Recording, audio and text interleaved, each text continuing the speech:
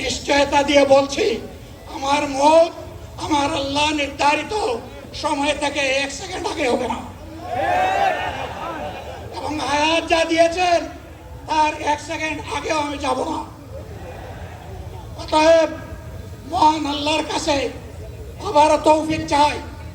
আপনাদের কাছে যে কষ্ট হয়েছে আপনারা, আমি তো এখানে শান্তিতে বসাছিলাম আর চতুর্দিকে শুধু দৃষ্টি বুলাচ্ছিলাম, কি কষ্ট হচ্ছে আমার ভাইদের।